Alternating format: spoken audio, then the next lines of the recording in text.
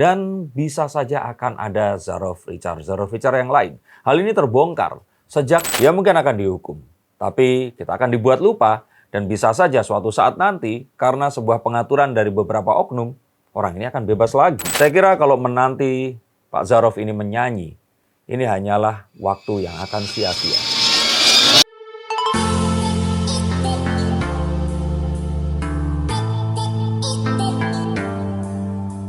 Uang suap dan emas senilai lebih dari 1 triliun ini ditemukan di kediaman Zarov Richard, mantan petinggi MA, yang ironisnya adalah seorang produser film Sang Pengadil, yang menceritakan bagaimana penegakan hukum dilakukan oleh seorang hakim dengan cara bahkan mempertaruhkan nyawanya. Berbicara tentang nyawa, apakah mungkin hal ini, maklar kasus, bisa dihilangkan? Jika tidak, diganjar hukuman mati? Yuk kita akan lihat setelah saya membaca kartu-kartu saya.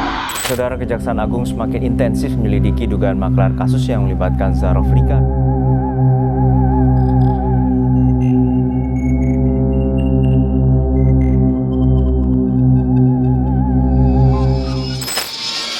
Kejaksaan Agung ini menemukan uang dengan mata uang asing berbagai macam senilai 920 miliar dan juga emas batangan senilai 51 kg. Zarov Richard, mantan petinggi MA, diduga menjadi maklar kasus dan uang yang dihasilkannya hanyalah dari 10 tahun saja dia beroperasi. Dan bisa saja akan ada Zarov Richard yang lain. Hal ini terbongkar sejak penelusuran kasus penyuapan kepada hakim atas vonis kepada Ronald Tanur yang divonis bebas, padahal terbukti dengan jelas menganiaya pacarnya dan diduga di sini menggilas atau melindas pacarnya ini hingga meninggal dunia. Mengapa hal seperti ini akan sulit untuk dibasmi? Karena saat ini terjadi, orang-orang di sekitarnya ini langsung akan melakukan gerakan tutup mulut. Mereka akan berpura-pura tidak mengetahui hal ini terjadi. Dan saya sangat yakin ini tidak dilakukan sendirian. Bahkan ada sebuah penelusuran yang mengatakan hingga tukang parkir di pengadilan saja itu sangat mungkin menjadi oknum kelar kasus. Dan ini tentu saja sangat mungkin terjadi karena mereka ini takut nyawanya terancam. Karena nilainya ini biasanya sekitar 10% dari nilai kasus. Bayangkan jika mereka mendapatkan 1 miliar, maka kasus yang ditangani ini senilai 100 miliar. Dan bisa saja ini kasus yang kecil. Dan kalau kasusnya sampai ratusan miliar, bahkan triliunan, maka bisa saja sebenarnya jika mereka sampai membocorkan, nyawa mereka pun akan menjadi taruhannya. Walaupun mereka tahu bahwa ini adalah resiko pekerjaan yang sangat besar jika mereka menerima, tapi inilah yang akan terjadi. Paradoks yang sangat mungkin akan mengakhiri kasus ini dengan mengambang begitu saja. Dia mungkin akan dihukum, tapi kita akan dibuat lupa dan bisa saja suatu saat nanti karena sebuah pengaturan dari beberapa oknum, orang ini akan bebas lagi. Dan mereka menggunakan uang tunai dalam pecahan yang berbagai ragam agar tidak bisa dilacak. Berbeda dengan transfer rekening yang sekarang ini bisa dilihat mutasinya. Maka kita harus juga tahu bahwa hal seperti ini sama seperti pelacuran dan perjudian terjadi karena suka sama suka. Ada yang ingin beli dan ada yang menyediakan jasanya. Dan kadang ini menjadi sebuah polemik.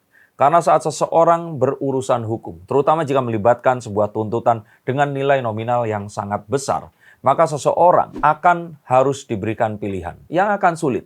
Terutama jika kita tahu bahwa lawan perkara kita menyogok atau mempergunakan seorang oknum hakim atau jaksa yang bisa dibeli. Sehingga orang ini akan memaksa kita untuk ikut juga menyetor hal itu tadi.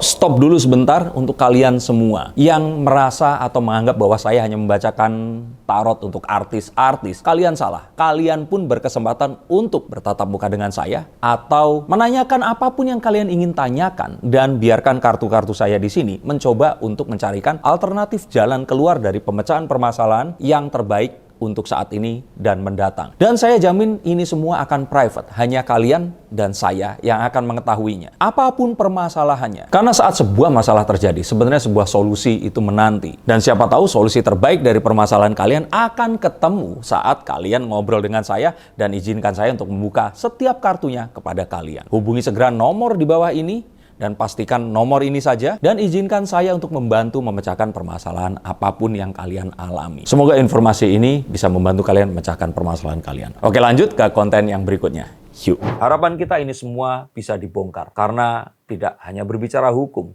Dalam apapun ada oknum-oknum yang akan merusak citra dari lembaga penegakan hukum. Dan kita juga masih akan tahu bahwa masih banyak orang-orang, hakim-hakim, jaksa-jaksa yang masih bersih dan merekalah orang-orang yang harusnya menjadi tambatan harapan kita untuk melibas ini semua. Tapi saya kira ini semua hanyalah akan menjadi sebuah lingkaran setan yang tidak akan pernah bisa selesai.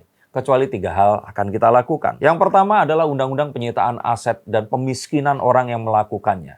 Maka jika seperti ini, orang tersebut tidak akan bisa berpikir, nggak apa-apalah saya dipenjara 5 tahun tapi saya akan menikmati triliunan uang di kemudian hari. Atau tidak, mereka akan dihukum mati. Yang artinya mereka juga tidak bisa menikmati hasil korupsinya.